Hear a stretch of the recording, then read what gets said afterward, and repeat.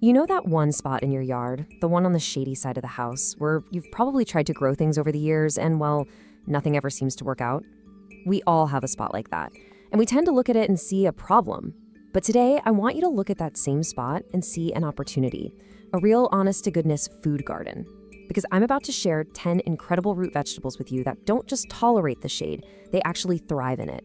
That's not an exaggeration. That patch of ground, the one you might have given up on, it's about to become one of the most rewarding spots you have. We're going to walk through, one by one, 10 hearty, delicious root vegetables that you can grow with very little direct sunlight. You don't need any special tools or fancy equipment. All you need is that quiet, shady corner. So let's get started. All right, we're going to begin with what I like to call the perfect first victory for any gardener, the simple radish. Now, we're taught that vegetables need that hot, intense sun, right? Well, for a radish, that's actually the worst thing you can do. Too much sun and heat makes them bolt. They get stressed, try to produce seeds too fast, and the root itself turns woody and unpleasantly bitter. But when you grow them in the cool, gentle light of a shady spot, something truly wonderful happens. They stay perfectly crisp, they develop a mild, pleasant little bite instead of a harsh one. To plant them, you couldn't ask for anything easier. Just use your finger to draw a little line in the soil, maybe a ½ inch deep. Sprinkle the seeds in, cover them up, and gently pat the soil down. The one trick is to keep that soil consistently moist, kind of like a wrung-out sponge. You do that, and in less than a month, sometimes in as little as 3 weeks, you'll be pulling up your first harvest. And I promise you, there is no better taste than a fresh radish from your own garden, sliced thin over a salad or just eaten right there with a little pinch of good salt. And you're also getting a great source of vitamin C, a simple, natural way to support your body's immune system. It really is the fastest, most satisfying start you can have in your new shade garden. Next on our list is one of the most generous vegetables you can possibly grow, the beet.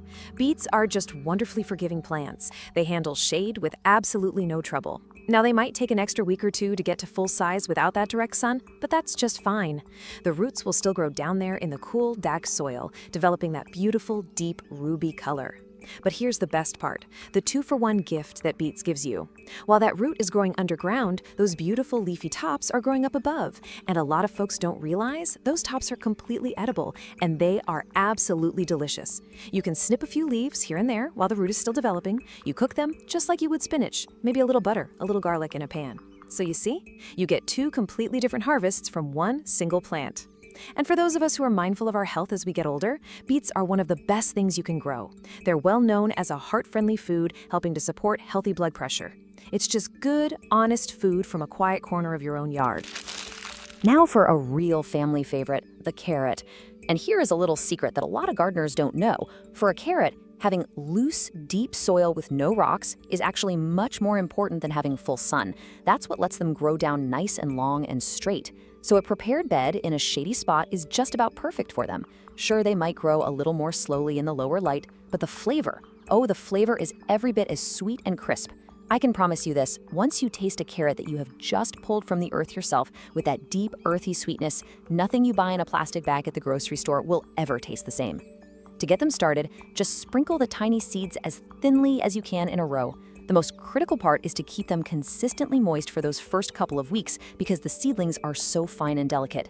And of course, carrots are a staple in the kitchen, for soups, for roasts, for everything. We've all heard they're good for our eyes, right? Well, that's because they are absolutely packed with beta-carotene, which our bodies turn into vitamin A, and that is so important for helping us maintain good vision as the years go by. It's one of the best ways you can possibly use that forgotten corner of the garden. Let's talk about a vegetable that is truly, truly underrated. The turnip. It's a real shame because so many people have never tried growing them. They are incredibly productive and one of the easiest things to grow, especially in the shade. In fact, that shade garden bed isn't just something they'll tolerate. For a lot of turnip varieties, it's their ideal home. Just like radishes, they really prefer cooler temperatures and lower light to develop that perfect, sweet flavor. The roots themselves are mild and lovely, perfect for roasting until they get a little caramelized, or mashing with butter and black pepper, or cutting up into a hearty beef stew on a chilly evening. And just like their cousin the beet, you get a bonus crop. The greens are wonderful, with a nice peppery flavor when they're young and tender, and those greens are loaded with nutrients, especially vitamin K, which is really important for helping to maintain strong, healthy bones. So if you have a shady spot and you want to get the most food you can with the least amount of work, well, turnips should be right at the top of your list. The next vegetable on our list is a bit of a lesson in patience, but it's one that rewards you with one of the most incredible flavors in the entire garden. I'm talking about the parsnip. They look a lot like a pale white carrot, and they grow in much the same way. They handle the shade with a quiet, steady persistence all season long. But they do take their time. It's about 100 days or so from seed to harvest. You pretty much plant them in the spring and almost forget about them. But here's where the magic happens. The flavor of a parsnip actually gets better after the first light frost of the fall. That little kiss of cold weather tells the plant to turn its starches into sugars, and the taste becomes incredibly sweet and nutty. When you pull them from that cold soil and roast them in the oven, the sweetness is just unlike anything else. And they're also a wonderful source of soluble fiber, which is so important for keeping our digestive system healthy and regular. So yes, it takes some patience. But the first time you taste a fresh roasted parsnip from your own shady garden, you'll understand completely. And you'll plant them every single year after that. All right, now for one of the most important food plants on the entire planet, the humble potato. It might come as a surprise, but they grow wonderfully in the shade. You see, while the leafy green tops enjoy some light, the real business of making potatoes, that happens underground, in the cool, dark soil where the tubers form. This actually makes them perfect for a spot that isn't getting baked by the hot afternoon sun. In fact, you don't even need a yard. You can grow a fantastic crop of potatoes in a large pot or one of those fabric grow bags, right on a shaded patio or a balcony. And the return on your effort is just amazing. You plant one single seed potato, and from that one little piece, you can harvest 6, 8, maybe even 10 full-size potatoes later in the season. It really does feel like digging for buried treasure. And on the health side, they're a great source of potassium, which is a key mineral that plays a really important role in supporting heart health and managing blood pressure. For any family that wants to grow a substantial amount of their own food in a small space, potatoes are simply one of the smartest choices you can make. Here's one you might have never ever thought about growing yourself, but it is one of the most rewarding. It's ginger. Now, most of us just see that gnarled root in the grocery store, right? But ginger is actually a tropical plant that naturally grows on the forest floor, living its whole life under a dense canopy of trees. What does that mean for us? It means a shady garden bed or even a pot on a covered porch is pretty much its perfect native habitat. And getting it started is so easy. Just go to the store and buy a fresh, plump piece of ginger root. Look for one that has a few of those little bumps or eyes on it. Plant that piece an inch or so under the surface of some good potting soil, keep it moist and warm, and just be patient. Come fall, you'll be able to gently dig around and harvest your own fresh, incredibly fragrant ginger. And you know, for anyone who deals with those everyday aches and pains in their joints or just wants to gently soothe an upset stomach, fresh ginger is one of nature's kindest and most powerful comforts. A cup of hot tea made with your own freshly grated ginger is really a special thing. It's a wonderful, almost magical plant to have around. Okay, now, if you're looking for the easiest, most low-maintenance plant on this entire list, this is it. Horseradish. It is, without a doubt, one of the most indestructible plants you can possibly put in a garden. It loves the shade, it tolerates poor soil, it almost seems to thrive on a little bit of neglect. Now, I have to give you a little warning. Wherever you decide to plant it, it's probably going to be there for good. You plant one single piece of the root one time, and that plant can keep producing for a decade or more. It really is the ultimate set-it-and-forget-it plant. And the flavor of fresh horseradish is a whole different world from what you get in a jar. It has this bright, sharp, sinus-clearing heat that's just so much more alive. Grate a little bit of it fresh and mix it with some sour cream or yogurt. You will have the best sauce for roast beef you've ever tasted. And that powerful heat you feel? That's a sign of its natural compounds hard at work. For generations, people have used it to help support clear breathing and a healthy respiratory system, especially when a cold is coming on. Now let's talk about a wonderful, old-fashioned vegetable that truly deserves a comeback in our gardens, the rutabaga. This is a vegetable our grandparents' generation knew and loved. It's a humble cross between a turnip and a cabbage, and it is incredibly cold-hardy and shade-tolerant.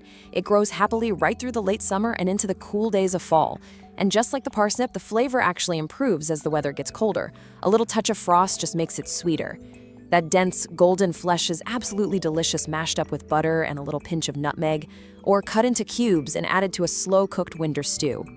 And it's a real nutritional powerhouse, too, rich in both vitamin C for immune support and potassium for heart health. It is humble, it is honest, and it is comforting food at its absolute best.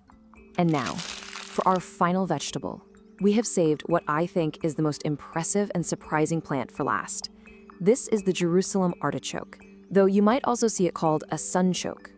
Now, don't let the name fool you. It's not an artichoke at all. It's actually a member of the sunflower family, a native North American plant that grows with unbelievable energy. You can plant a few of the tubers one time in your shadiest corner, and they'll come back year after year all on their own. Every single fall, they produce this amazing harvest of sweet, nutty tubers. You just scrub them clean and roast them just like you would a small potato. But their real power, the reason I saved them for the very end, is their truly unique and remarkable health benefit. They are one of the richest natural sources of something called prebiotic fiber. Let's just pause on this for a moment because this is really important. That special prebiotic fiber is called inulin. And what inulin does is it acts as food. It is the preferred food for all the good, beneficial bacteria that live in your gut. We hear so much about gut health these days, and this is exactly why. When you feed those good bacteria, you are supporting your entire digestive system. And a healthy, balanced gut, well, that's connected to just about everything else in your body, from your energy levels to your immune system, to even helping your body maintain balanced blood sugar. So for any of us, but especially those of us over 60, who are really paying attention to our long-term health and vitality, growing this humble root is one of the most powerful things you can do for yourself, right in your own garden. So there you have it, 10 wonderful, productive vegetables for that shady spot. Now you might be thinking, well, how do I actually get started? It really is simpler than you think. First, just choose your spot. Any area that gets a very little direct sun is perfect. Second, prepare the soil.